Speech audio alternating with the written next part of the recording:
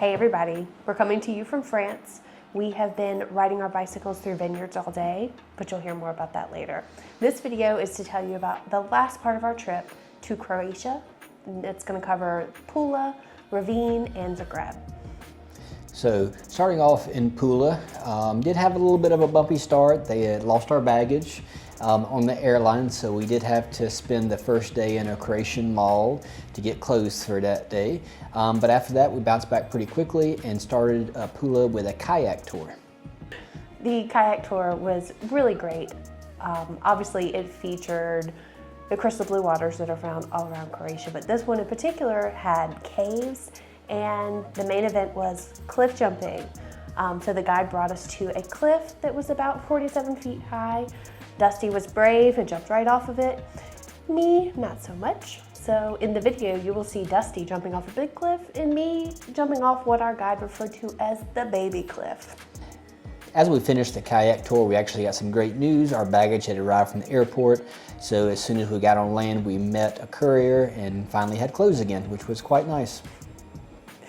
The next day, we did a traditional city tour, and it was really great because Pula, like most of Croatia, as we learned, has a rich history going back to the Romans. But Pula was unique because it had so many Roman buildings, aqueducts, city walls, gates, still intact and well preserved. But the spectacular feature of Pula is an amphitheater. To rival, I would say, the Colosseum. It's really well preserved and intact.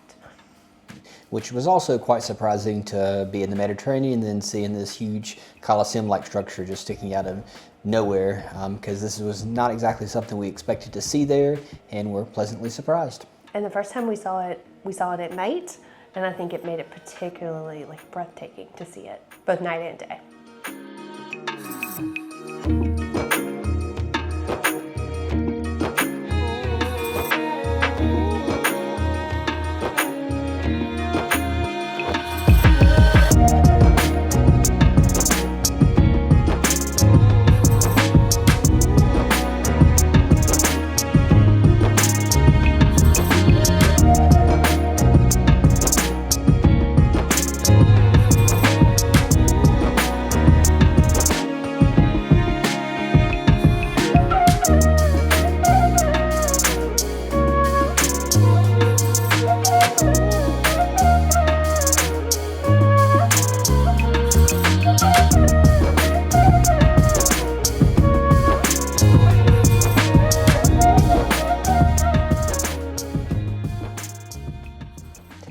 The next thing after we finished walking around Pula was we did a day trip to a nearby town called Rovinj.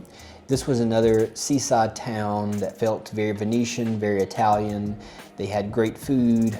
We got to walk around pretty much the entire city, caught a beautiful sunset there while enjoying a glass of wine, and we felt it was a really great way to end our time in Rovinj.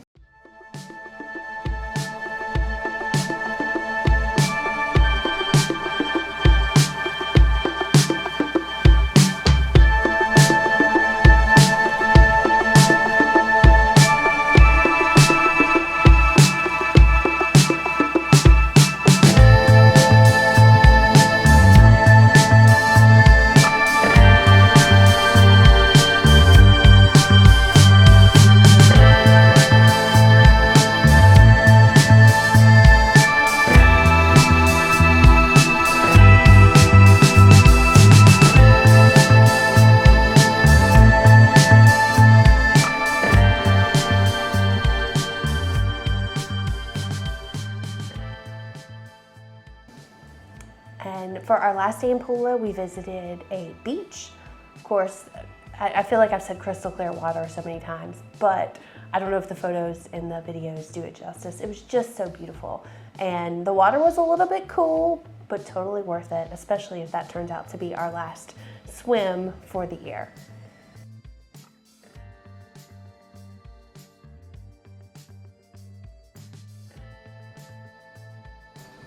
We wrapped up our trip to Croatia by going to the capital city of Zagreb.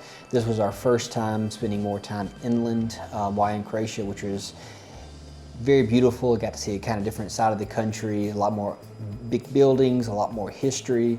And the city of Zagreb was actually created from two medieval cities, Gradic and Capital. Over time, they combined and became what is now modern-day Zagreb. We started with a walking tour where we started to get a little bit of that history of Zagreb and got to get kind of the lay of the land and figure out where we're going to spend the next few days. Unfortunately, Zagreb was hit by a very large earthquake in 2020, and it did a ton of damage, particularly in the old town, because those are the older buildings that weren't obviously built to sustain earthquakes. And I'd say the saddest was the cathedral. It's a gorgeous cathedral that you see anytime you Google Zagreb. But one of the spires collapsed during the earthquake, and then the second spire had to be removed because it wasn't structurally sound. So unfortunately, that building, beautiful cathedral, was under construction. We weren't able to go inside of it. And the same for a lot of the other buildings. I think the Croatian parliament, the roof had collapsed. Like, there was just a lot of construction and renovation work ongoing. But we didn't let that damper our visit, I would say. Instead, we focused on a lot of the museums that they had in Zagreb. And this also just means we have to go back to Zagreb when all the construction is done, which you won't have to twist our arm too hard to do that. Another thing, with the construction, we got to spend a little more time eating a few different places, trying new recipes that we haven't had before. And as Lauren just mentioned, we did go to a lot of museums. Some were the more stereotypical history museums, as we learned more about Croatia, the missile attacks that Zagreb city itself experienced in their civil war in the 90s. We also went to a few kind of weirder museums, including something called the Ha Ha House, which was a comedy museum, which was actually a lot of fun. We did the Museum of Illusions, which was also another one that we got a lot of fun pictures and was a fun experience. We went to a chocolate museum, which of course was pretty delicious and was very interesting to see the history of chocolate, how it has evolved over the years to get where it is now, and to taste chocolate at different stages of development, which also was very interesting. Another museum we went to there was called the Museum of Broken Relationships, which was a place where people would put different memento from previous relationships as kind of a farewell to their previous lovers. Although we did enjoy that museum, we hope to never be a part of that museum. So it was just something for the experience only. Yes. But our absolute favorite museum, which I did not think would be my favorite museum, was the Video Game Museum. It went from the 70s up to present, but the best was that you could play all of these games. So there was Pac-Man and Frogger on arcade-style games, regular Nintendo, Super Nintendo, which of course was my favorite, all the way up to present-day games, which I know nothing about. But we spent probably far too long in the museum playing these video games. And when Lauren says we spent far too long, she meant she spent far too long, and eventually I think one of the tenants had to move her from one of the games that she was hawking because there were some other children that wanted to play the games that Lauren was enjoying. That is not true. Nobody else wants to play Dr. Mario or Zelda. That's what happened, so now you guys know the truth. But that pretty much wrapped up our visit to Zagreb and our visit to Croatia.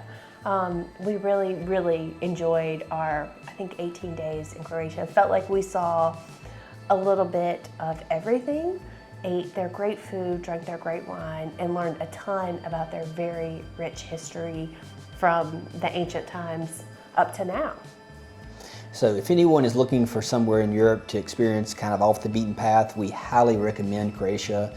They also have a very amazingly developed national park system that is very organized. It's very easy to just show up, grab a map, and start walking, and just experience some really beautiful nature. It does seem that summertime has gotten really busy in Croatia, so it'd be one that might be better for the springtime or the fall, just so it's not so crowded. We do feel pretty lucky we hit it almost perfectly as far as that goes. We didn't really have that much bad weather, maybe 1 or 2 days of rain during that entire 18 days, and really no cold weather. The only time that I can feel like the weather really affected us was we had a day that it was extremely windy. What was that? I don't even remember. In Split, yes. Yeah, in Split. So other than that, beautiful weather. It was kind of great to travel off peak season, so the crowds weren't too bad, and it was still warm enough to swim and do things like that. So if anyone's looking again, highly recommend Croatia. Okay, so that's all for now. We have to go and drink some delicious Burgundy wine and eat some French food. So next time we talk to you guys, we'll either still be here in France or we'll be on to Portugal. Not really sure, depends on how the timing goes, but I hope you guys enjoy this video of Croatia. We still have to share with you our time that we spent in London and Liverpool and the entire country of Slovenia, which we really think you guys will enjoy because we definitely did. Yeah, so we're a little behind, but we'll catch up eventually. All right, good to talk to you guys again, and we'll see you all soon. Bye.